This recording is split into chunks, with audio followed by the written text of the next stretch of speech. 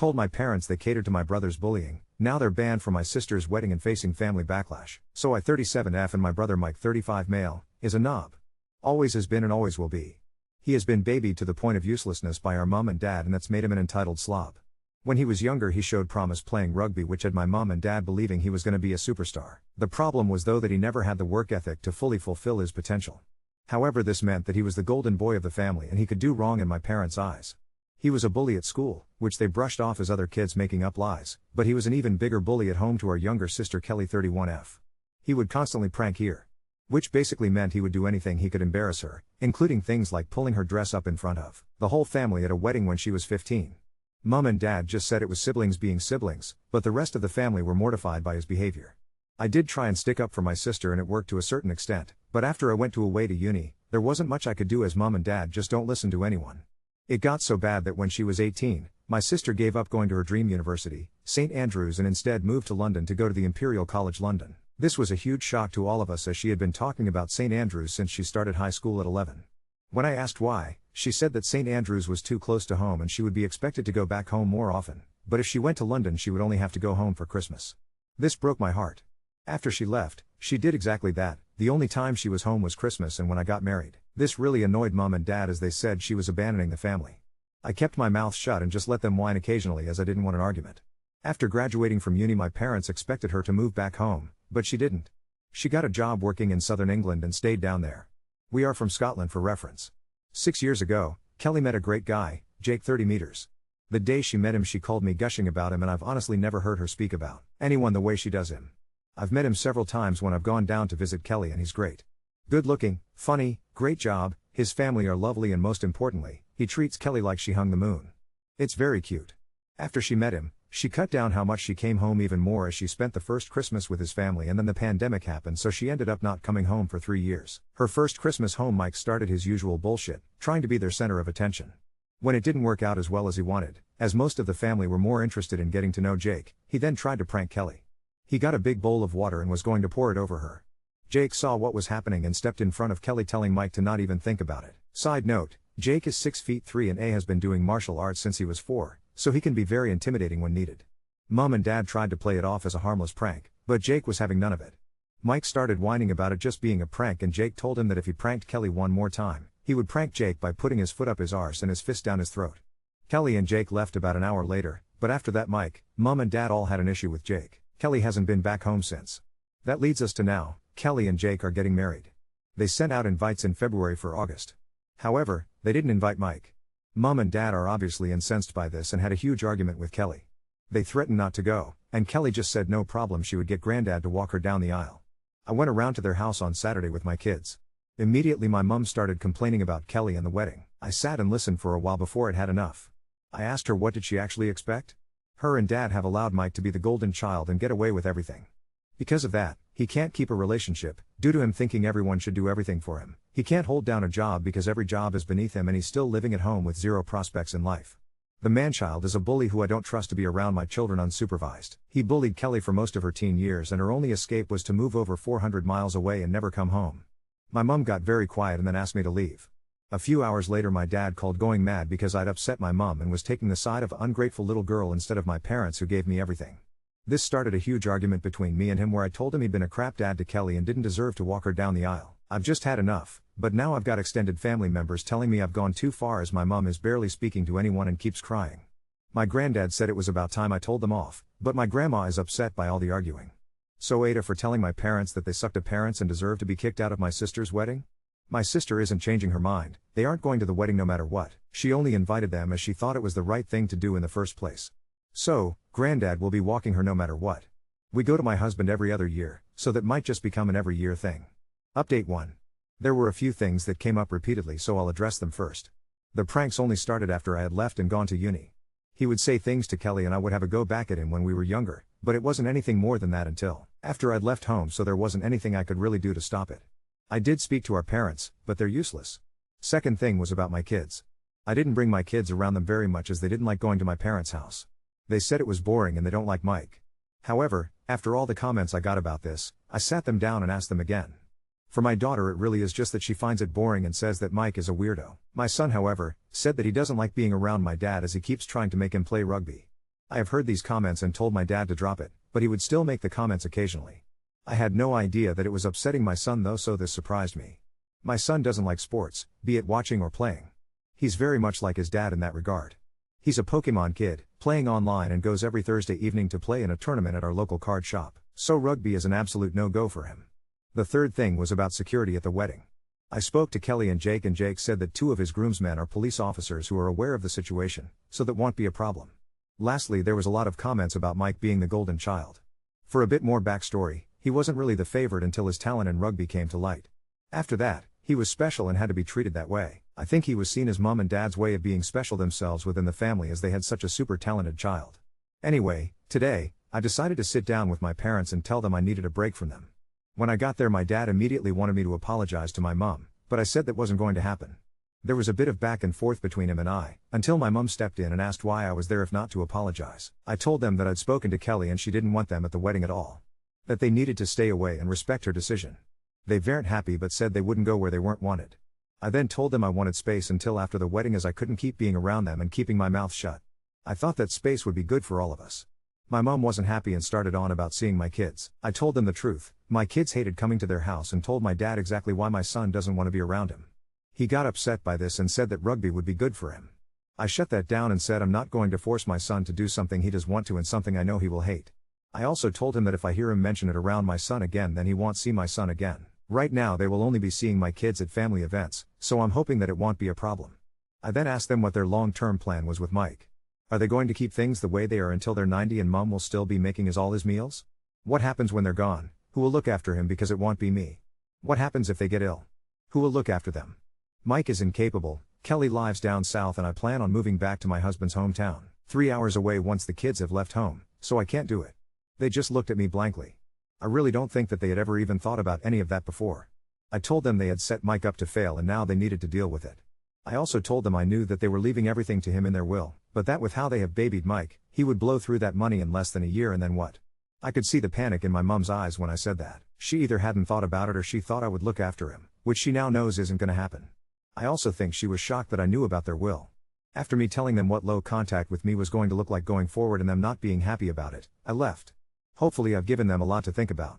I will check in with them from time to time, but that's all right now. I'm going to visit Kelly in the next couple of weeks, so I'm looking forward to that. My extended family have also backed off after I sent them all a text saying if they were so concerned about my mom then they could be her support system and deal with Mike the same way Kelly and I have had to for years. Not surprisingly, none of them wanted to. Otherwise, I'm going to just try and get on with things as normal. Some people inherit their parents' house, and through good financial planning and healthy financial habits, they manage to keep the house for future generations. Other people, after being cosseted all their lives and being gifted a modest fortune or home, blow through it in a year, or 2 or 3, and end up having the property seized for failure to pay taxes, or for not keeping up the property, or it gets seized by the bank because the new owner decided to get a home equity loan for some quick cash and forgot to make the monthly payments. Update too well, the last few weeks have been a ride. I've been looking forward to visiting Kelly and Jake, but the universe has a sense of dramatic timing, because barely a day after my last update, Mom decided to play the martyr at full throttle and things managed to escalate more than I thought possible. Let me get into it, because honestly, even I couldn't have predicted the new heights, depths of this saga. So, first, the extended family group chat revived, with a series of "why can't you just be the bigger person for your mother's sake?" texts directed at both Kelly and me. Apparently, at a recent Sunday lunch at my parents' house, Mom broke down sobbing over the fractured family.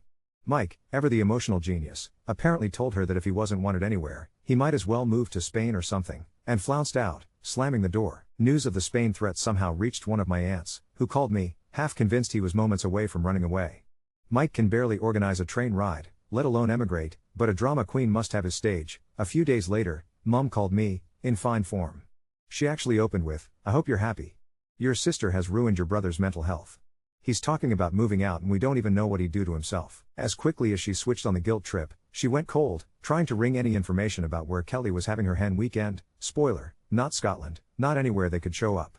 I told her if Mike was seriously struggling, she should help him see someone, not try to guilt Kelly. She then shifted into accusing me of scheming to cut them out and steal Kelly for myself, as though Kelly is some sort of prize rather than a grown woman who's been clear about her boundaries for a decade. I said I wasn't going to talk about this again and rang off. 2 days after that, things officially blew up. My husband came home early from work, looking frazzled, with my kids in tow. Apparently, Mom had shown up unannounced at my son's school pickup. She hadn't caused a scene, but she'd intercepted them and tried to talk my son into coming round to watch a Scotland rugby match and been quite forceful about it. My son, bless him, just said, "No, thank you, Grandma," and my husband arrived right then. This crossed my last line. I sent her a text making it clear that if she ever did anything even close to this again, I'd be going no contact and would seek advice about her showing up uninvited at the school.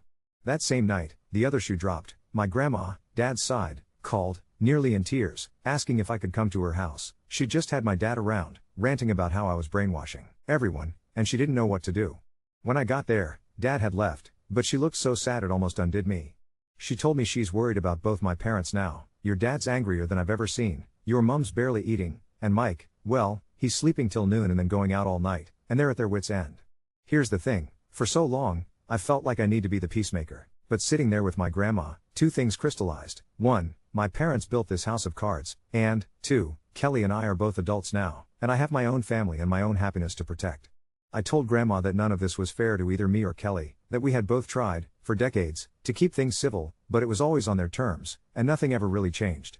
She listened, nodded, and then she did something unexpected. She said, "If you and Kelly can't make peace with them, maybe that's not your fault. Maybe the generational tides are shifting after all." Fast forward to the next weekend, Kelly and Jake's wedding planning trip, which I'd been looking forward to for weeks. When I arrived, child-free this time, we had wine, Thai food, went through playlists, and got properly silly.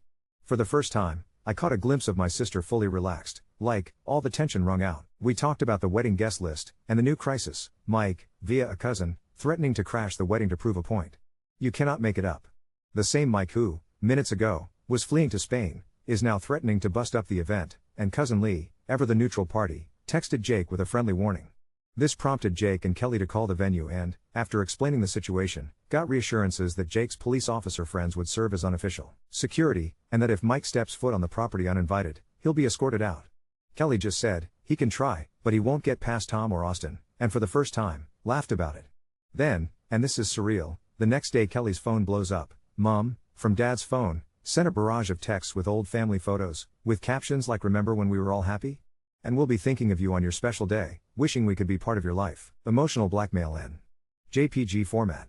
Jake offered to text something back, "Dear Mrs. X, please refer to previous instructions regarding wedding attendance," but Kelly decided to ignore them. We sat on the sofa, clutching glasses of cheap Prosecco, scrolling through photos of our parents looking young and smug, and agreed, these people will not let go without a scene. Later that afternoon, the wedding conversation got serious. Turns out, Kelly's been in talks with a therapist, not for herself, but for our parents. She's worried about how they'll cope after the wedding, especially if Mike finally does move out. He won't, he loves their heated towel rail too much. She asked if I thought she'd done the wrong thing by cutting them out for good. I told her the truth. No, you did the only thing you could. And maybe it's time Mom and Dad realized children are not insurance policies against loneliness. We decided we'd present a united front. Any drama, any boundary stomping, would be met with consequences, not apologies.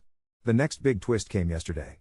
Jake called in a flurry, saying someone had tried to call the venue pretending to be Kelly, apparently fishing for details on the timing, the entrance plan, the decor, for family reasons. Venue staff immediately clocked it, fake accent, wrong email, asking weird questions about menu choices, and flagged it with Jake. An hour later, Mike's Facebook updated, bag packed, passport on display, and a cagey status, "Def gonna have a better summer than some people, see you in the sun." Q3 ants texting me congratulations for helping Mike find his independence at last. Honestly, if he manages to make it past Luton I'll be shocked, but at least it will keep him out of the country on the wedding day. So, here I am, relieved, a bit shell-shocked, but oddly optimistic. Kelly is thriving, the wedding will be safe, and, though my parents are reeling, I think the dust is finally settling. Time will tell if Mom ever really accepts it, or if Mike even survives a Ryanair flight without someone holding his hand. In the meantime, my kids are the happiest I've seen them in ages. My youngest has orchestrated a weekly Pokemon night, my son brags to everyone that he never has to play rugby again, and my daughter has started calling our low-drama house her favorite place in the world. My only regret is that it took until now for the boundaries to actually hold, but for the first time in years, I feel like we're building something healthier, even if it means letting the past burn. For the first time, Kelly and I are laughing at the madness, planning for the future, and finally putting our own families first. Update 3. Well, if I'd thought things couldn't get more surreal, I really underestimated the combined forces of my parents' denial, Mike's flair for melodrama, and what my husband has started calling the boomerang effect, i.e., each time you think you've thrown them out far enough, they spin back in with twice the energy and half the logic. 3 weeks until the wedding, and the tension in the family group chat moved from Dulham to DEFCON 2. After Mike's "See You in the Sun" Facebook melodrama, I'll admit I checked EasyJet's departure board just in case. Multiple relatives were convinced he'd hit Ibiza and be lost to a life of beach clubs and self-pitying Instagram stories. But what actually happened? On the Friday morning, my parents were seen by a neighbor wrestling an enormous suitcase into the back of the car and arguing about airport parking. Apparently, Mum had driven him to the train station, watched him bluster his way onto the Aberdeen train, waved off like he was Shackleton embarking for Antarctica, and then, by 2 p.m., I see a notification. Mike tagged you in a post. Reader, it's Mike, at a Travelodge in Newcastle, eating Greggs, claiming he needed a night to think before heading south. The photos, a half-eaten sausage roll and a bottle of WKD Blue. This is his Mediterranean escape. Meanwhile, I had my hands full with Grandma, who'd insisted on taking me out for a coffee to talk about the will. Coffee turned into a tearful 3-hour confessional. She's petrified that Mum is losing touch with reality, as she started carrying framed family photos with her everywhere, for comfort, and Dad now rants to anyone who'll listen about losing both daughters in one fell swoop. She confided that Mum had been logging into Kelly's public wedding website daily, hoping something would change. Apparently, on the latest visit, she asked Grandma if she could borrow something old, but sad, for the day of the wedding, to remind everyone of what's been lost. It's like an Oscar bait family drama, except with fewer epiphanies and more passive aggression. Kelly, meanwhile, is a force of nature.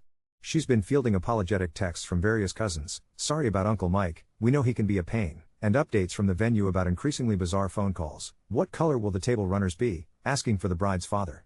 She decided enough was enough, called the head event planner, explained the family dynamic, and received the sort of I've done Russian oligarch weddings and once ejected a goat from the dance floor, your brother does not scare me confidence that only comes with catering 20 years of village drama.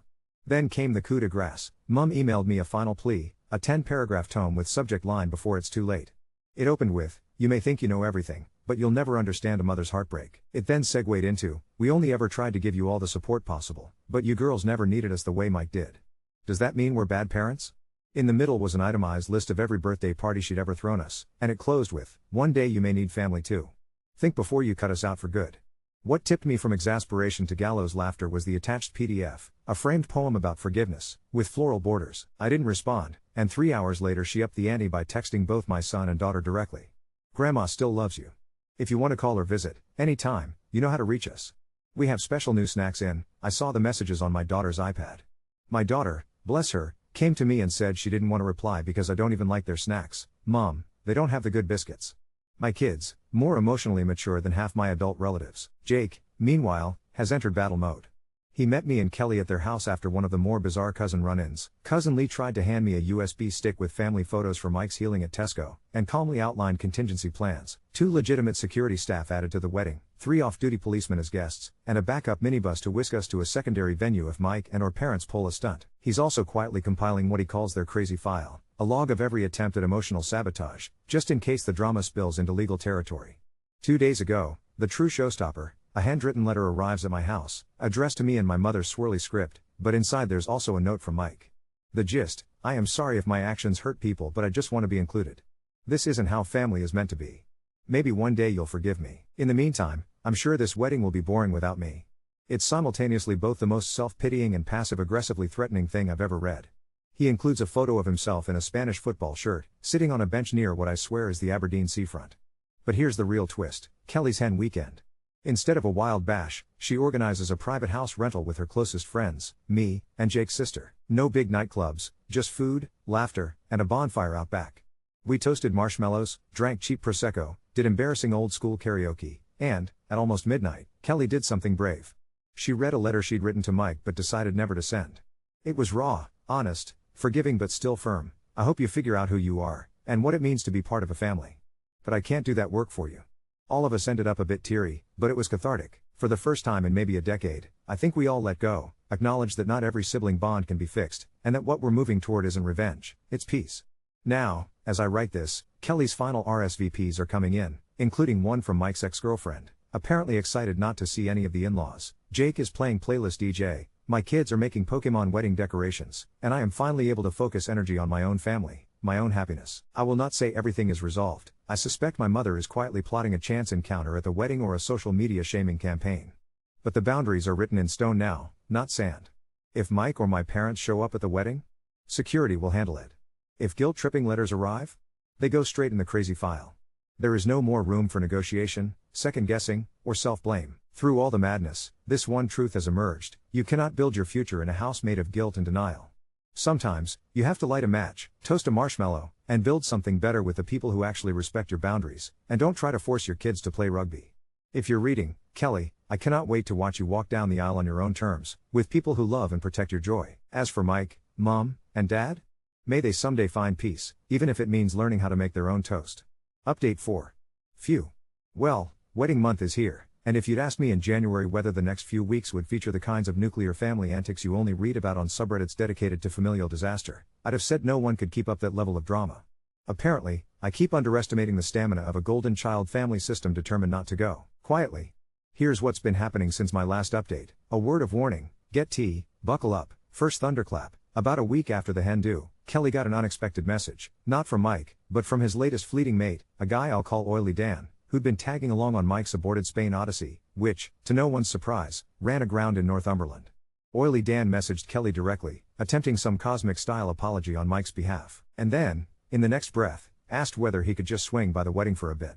Apparently, there's nowhere decent to meet chicks up north. Kelly forwarded me the message, and we both had the same thought: Mike was deploying wingmen now, like we're side characters in a Channel 5 lad documentary.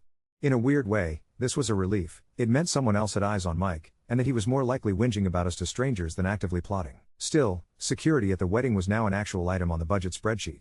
Second, the grandparents' maneuver.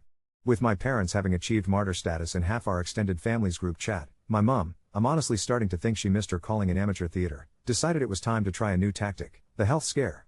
I got a frantic call from Aunt Shelley, who'd spoken to Mom. She's in hospital, she says. Heart tests, nothing certain yet, but she's very stressed.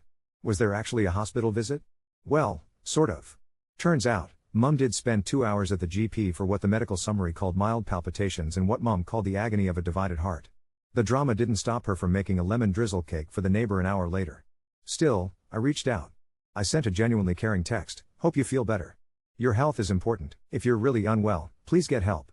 Immediate response: yet another photo of her and Mike at his 21st, hashtagged when families were together. Even Grandma began to groan audibly whenever her phone pinged. Kelly, meanwhile, had quietly blocked both parents on everything except email, her therapist's suggestion. She now forwards me the most creative subject lines for our private amusement: consequences of alienation.